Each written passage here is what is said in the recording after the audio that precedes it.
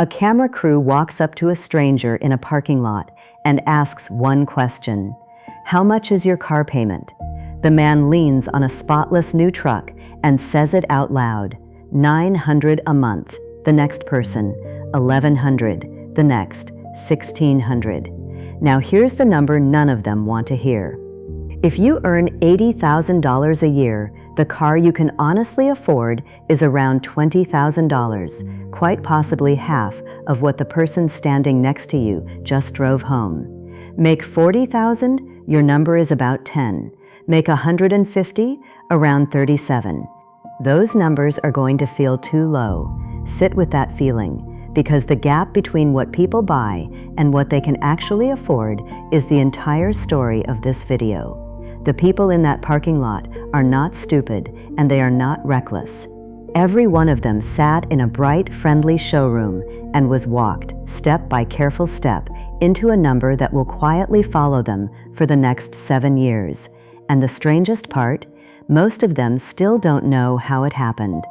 So by the end of this video, you'll know your number, the exact price of car your salary can truly carry, and the exact defenses to protect it before you ever set foot on a lot. Welcome back to The Quiet Dollar. I'm Vivian. Today we're going to take apart the single most expensive everyday purchase most people ever make and hand you the exact number and the exact defenses before you ever walk onto a lot. Most people believe buying a car is about the car. Which color, which brand, how hard you negotiate the sticker price. The truth is almost the exact opposite. You don't shop for a car, you shop for a monthly payment. And the moment you think in monthly payments, you've already lost, because a monthly payment can be bent to fit almost any car on the lot. You just stretch the loan longer. The dealer isn't selling you a Honda or a BMW.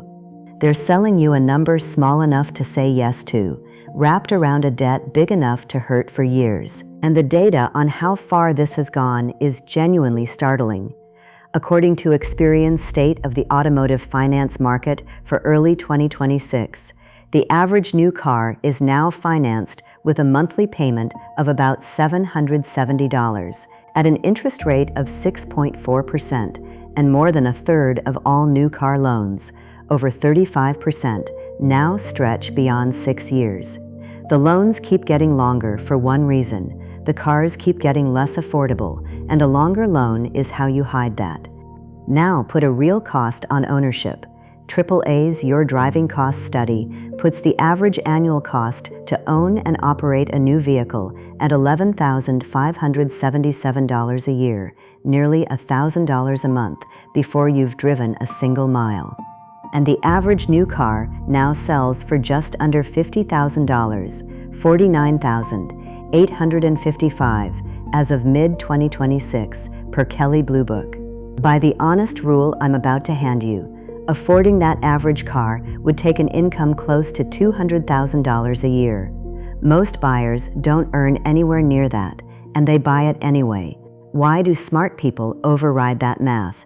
2 findings explain it. First, in a classic MIT study, Prelec and Semester, published in Marketing Letters in 2001, researchers found people were willing to pay dramatically more for the identical item when using credit instead of cash. Financing doesn't just spread a cost, it numbs the part of the brain that feels it.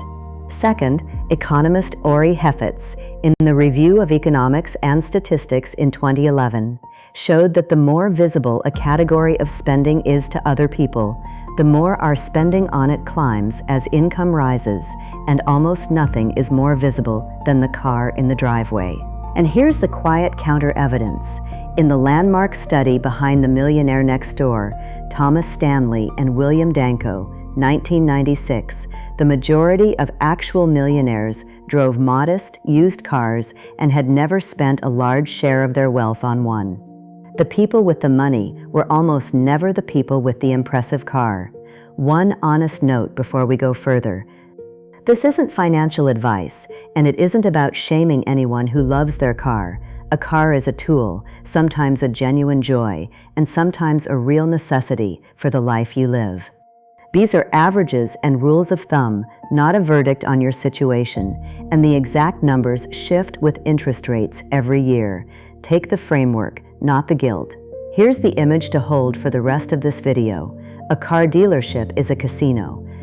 Everything about it is engineered so you can't feel how much you're spending. The bright lights, the free coffee, the friendly salesman, the back office where the real money is made, all of it exists to do what a casino does, turn your money into chips so the loss stops feeling like loss.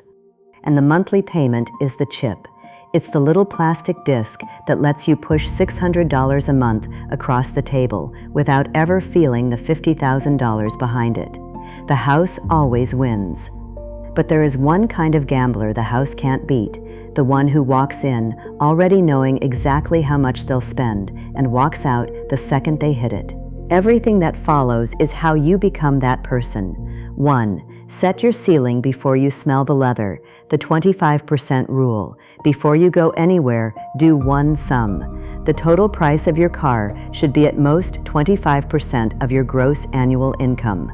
Not the aggressive 35% you'll hear quoted, 25. Earn $40,000, your car tops out near 10. Earn 80, around 20. Earn 150, around 37.5. Write that number on your hand. That's the chip count you brought to the casino, and you do not leave with less in your pocket. 2. The 20 inches of the April 10th 20 rule.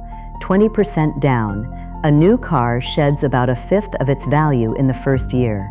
Finance the whole thing with nothing down, and you can be underwater within 12 months, owing more than the car is worth.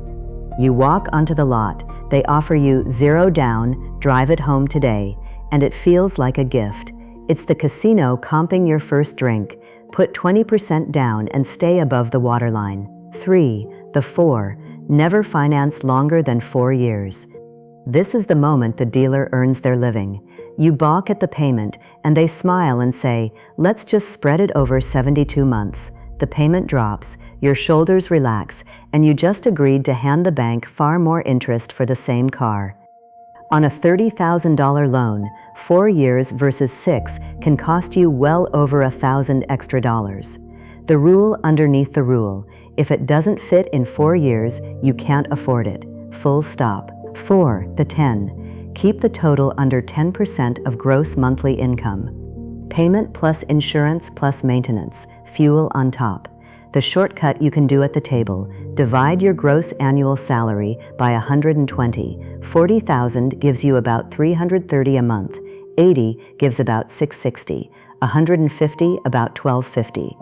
That's the all-in ceiling, and the casino will always try to nudge you just past it. 5. Refuse to answer what payment works for you. This is the single most expensive question in the building. Answer it, and you've handed them your whole budget to bend the car around. Negotiate the total, out-the-door price only. The monthly payment is the last thing you discuss, never the first. 6. Survive the back office. After you agree, they walk you to a small room for paperwork, and the real profit begins. Extended warranties, paint protection, fabric sealant, VIN etching, gap insurance at a heavy markup. Every one is an add-on you can decline, and most you'll never miss. This is the casino's high-margin table. Keep your hands in your pockets. 7. Walk in pre-approved. Get a loan quote from your own bank or a credit union before you talk to the dealer. Now their financing has to beat a number you already hold, instead of being the only game in town. This one move flips the whole balance of power. You brought your own chips. 8. Buy on the right part of the curve, 3 to 5 years used, or certified pre-owned. Let a stranger pay for the brutal first-year depreciation. A well-kept modern car at that age has years of reliable life left, and a certified pre-owned one gives you a manufacturer warranty back on top. 9. Check the true cost to own before you fall in love. A luxury badge can cost thousands more over 5 years in maintenance, parts, and insurance. Sometimes the higher sticker is the cheaper car, sometimes the bargain is a money pit. Run it through a true cost to own calculator first. But here's the part no car buying video will tell you, because it isn't the triumphant part. Doing all of this has a real cost.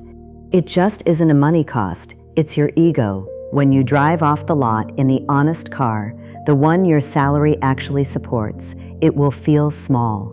Smaller than the truck your coworker just financed, smaller than the version of yourself you pictured in the showroom mirror. There will be a stoplight where you glance at the gleaming SUV beside you and feel for half a second like you settled. That flicker is the price, and it's the whole reason the casino wins, because most people will quietly pay thousands of extra dollars for years just to not feel that flicker. The discipline isn't in the math is easy. The discipline is being willing to look like you have less so that you actually have more. That is the trade. Nobody claps for it, it just makes you rich. So if you want to walk out of the casino still holding your money, 4 principles. Bring your number and never raise it.